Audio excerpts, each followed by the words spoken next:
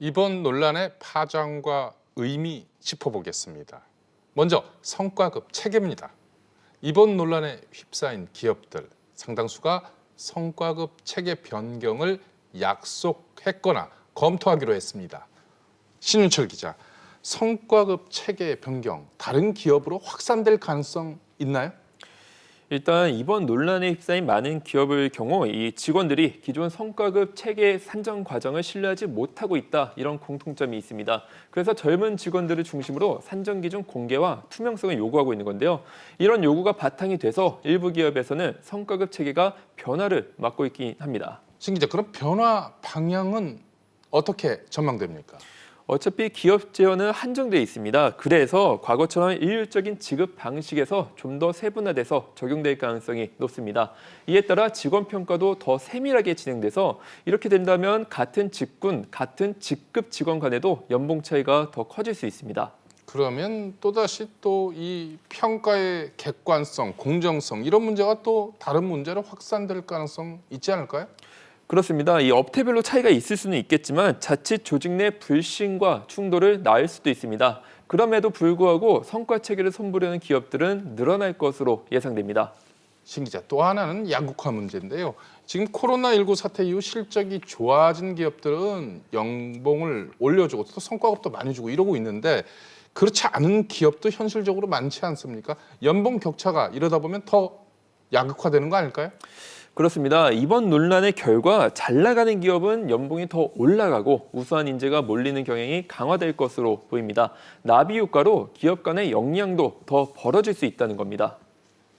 산업 전반으로는 우수 인력이 어찌됐든 대기업으로 또다시 몰릴 거고, 중소기업은 역시 우수 인력 확보하지 못하는 문제가 발생할 거고, 결국엔 중소기업은 다시 경쟁력도 낮아지고, 그러면 또다시 중소기업은 성과급을 못 주는 그런 문제가 발생하면은 인력의 쏠림 현상들이 계속 지속화되지 않을까.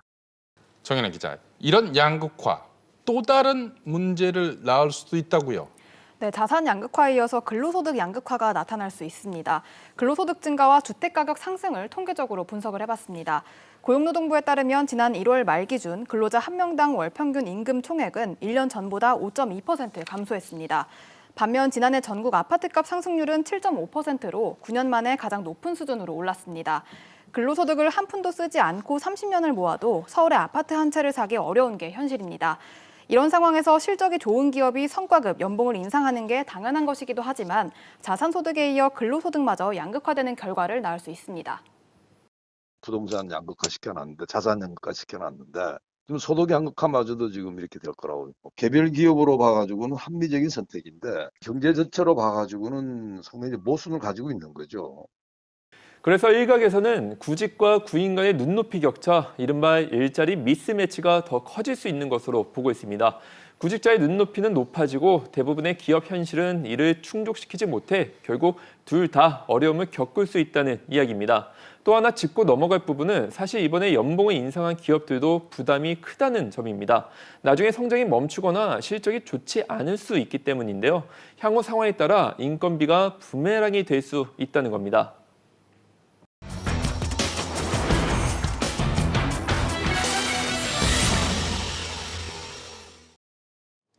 성과급과 연봉 인상은 조직의 활력소가 될 수 있습니다. 많이 번 기업은 많이 줘야죠. 실적이 좋아서 성과급, 연봉 올려주는 기업이 확 늘었으면 좋겠습니다.